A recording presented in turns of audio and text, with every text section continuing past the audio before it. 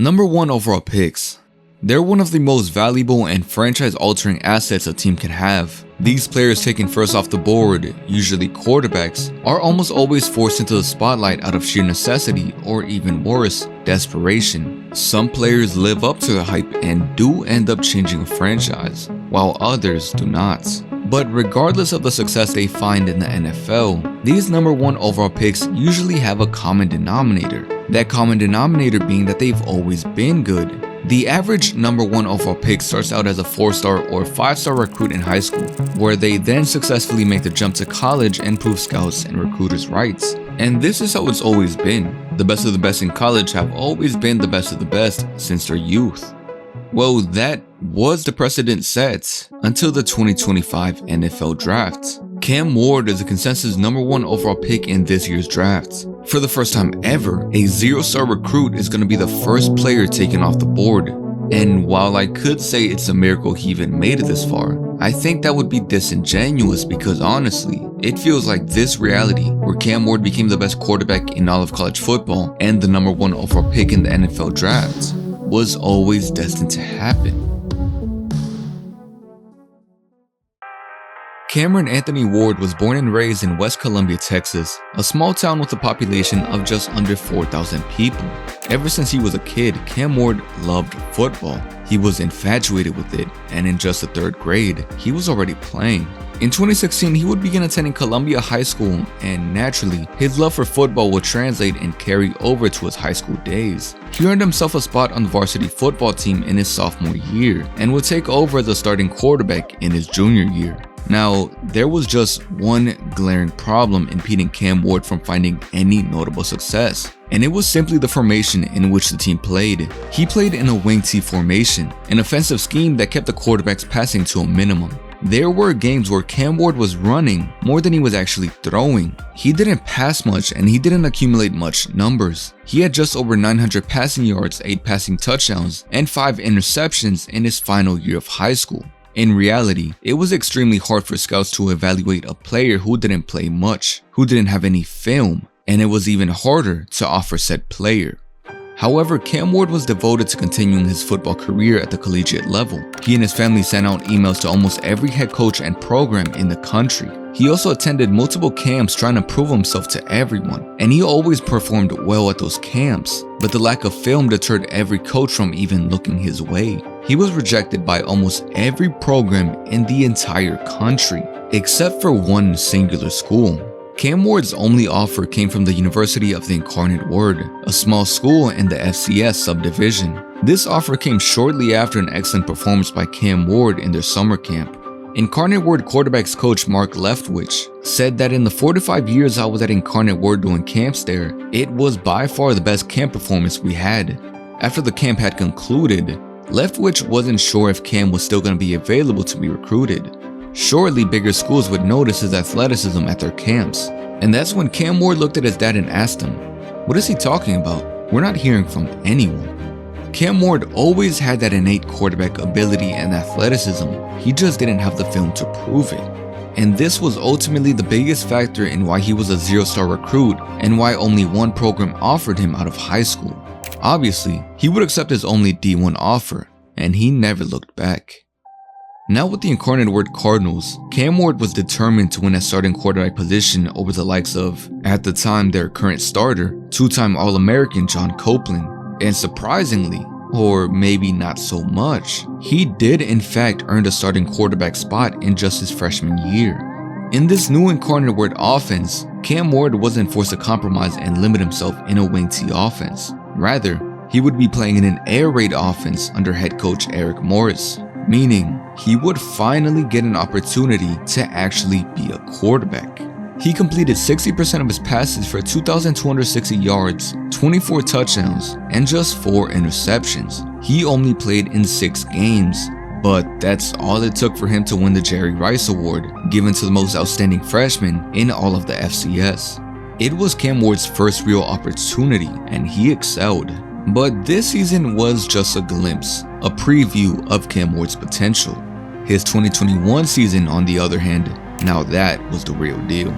He led the Incarnate Word Cardinals to a 10-3 record in the 2021 season, and he also brought them to the second round of the playoffs. Ultimately, they would fall short that game to the Sam Houston Bearcats, but in that 49-42 defeat, Cam threw for an absurd 460 yards and scored 5 touchdowns. He literally did all he could, but it wasn't enough. In total, after 13 games in 2021, Cam Ward had accumulated a whopping 4,600 passing yards on a 65 completion percentage, 47 passing touchdowns, and just 10 interceptions. Now, following these 2 seasons, really 1.5, Cam Ward had broken nearly every notable passing record at Incarnate Word, and he had solidified himself as one of the best quarterbacks and players in all of the FCS.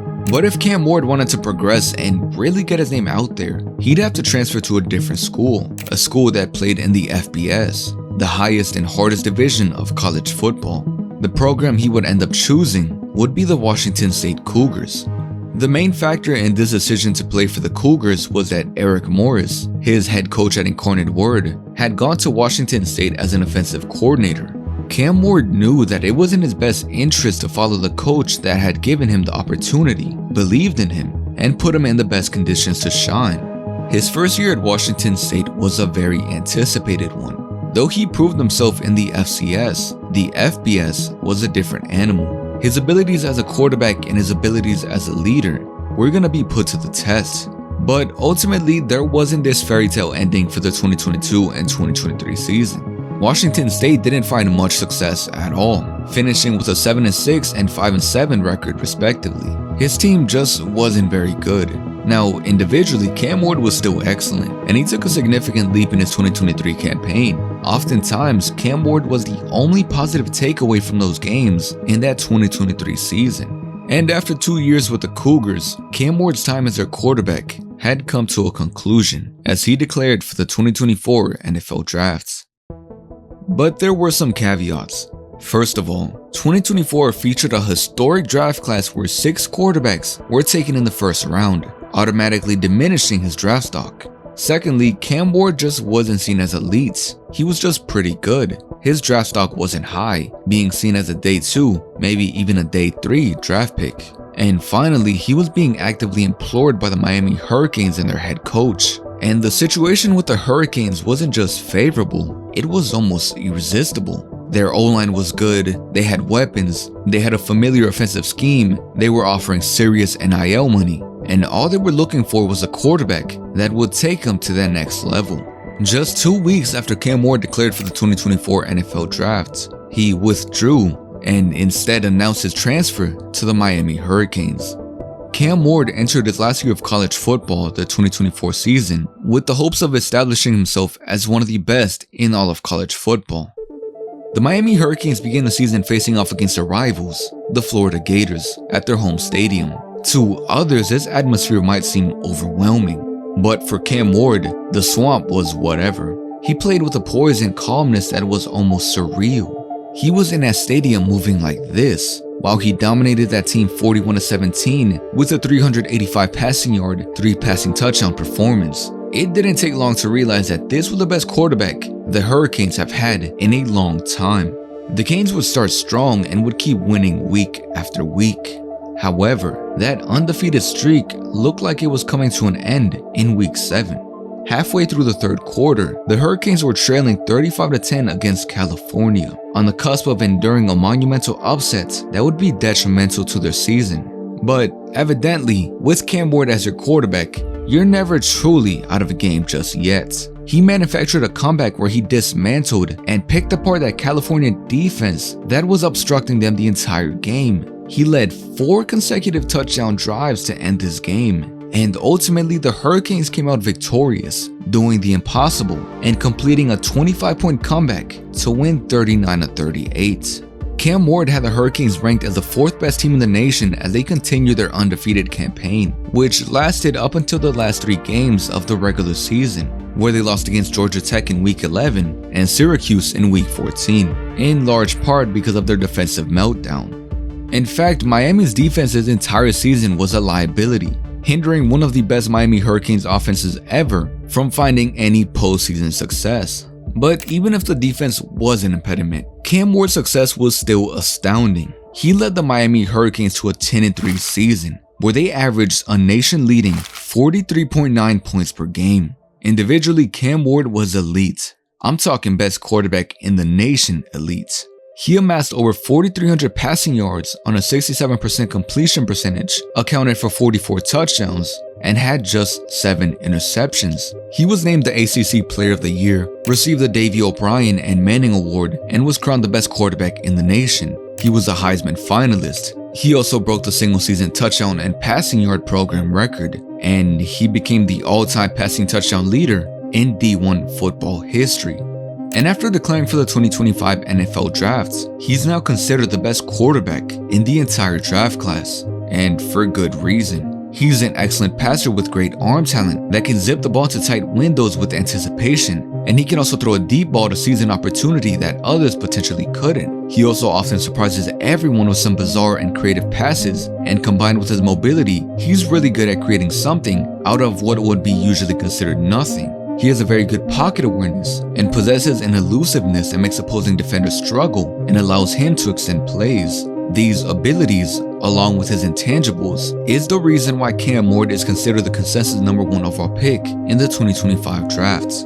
It's crazy to think that just a couple of years ago, he was completely invisible. Behind that title of a zero-star recruit, you'll find a player who always had that innate ability to be a quarterback and a leader. A player who always remained confident and poised and stuck true to himself even when his future seemed uncertain and his NFL aspirations felt unattainable and out of reach. A player who started in one of the worst situations possible and still came out on top. For the average person, Cam Ward's journey at first must have felt daunting, overwhelming, and insurmountable. The fact that Cam Ward even made it here from where he started is unprecedented, from a zero-star recruit to the #1 overall pick. But when you really look back at his career up to now and see all the adversity he's overcome and how many times he did the impossible, you realize that it wasn't luck or good timing or a fortunate situation or any of that. No, Cam Ward earned everything he ever got. Maybe it was destiny after all, and in actuality, regardless of where his journey began, it was just a matter of time until Cam Ward rose to the top.